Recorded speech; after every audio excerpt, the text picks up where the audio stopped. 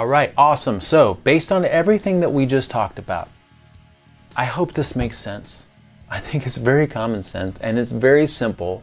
I'm not saying that it's going to be easy because, again, we have all our habituations and emotions and urges and cravings and addictions, and that's what makes this journey so amazing and beautiful, is that we get to work with those things, okay? And we have a great community of support, and you have access to me, and we've worked with a lot of people, so we have a lot of experience with all that kind of stuff. But we think that it's common sense and it's very simple to implement, all right? And we just have to trust the process and put it into practice, and you're going to see great things change.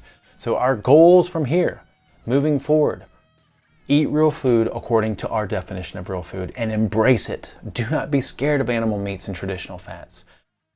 Do not be scared of a ribeye or a New York strip or consuming butter. These things are extremely helpful for you. Do not be scared of pork chops and pork roast and all these different animal foods and traditional fats. And yes, the nutrient-dense vegetables as well. We recommend a balanced way of eating for sure. We just want to emphasize how important it is to get nutrients into your body. All right, so eat real food according to our definition of real food. Trust in the process. Just make sure that you're moderating your carbohydrates and that you have dairy as a complement to a real food way of eating. And then make sure that you're following the ideal day's meals, which is basically don't start your day with sugar or carbohydrates.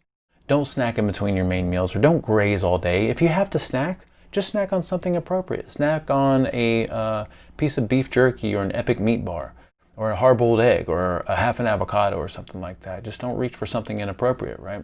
So no carbs first part of the day. No, don't start your day with sugar.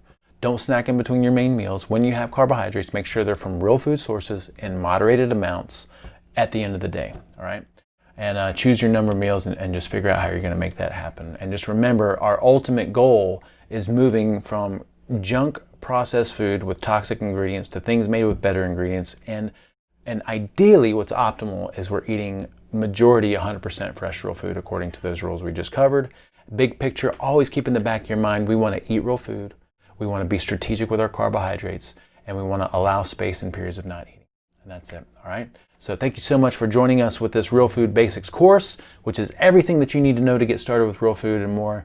And we welcome your comments and feedback and questions and things that are going to support you down your path, all right? We will talk to you guys soon.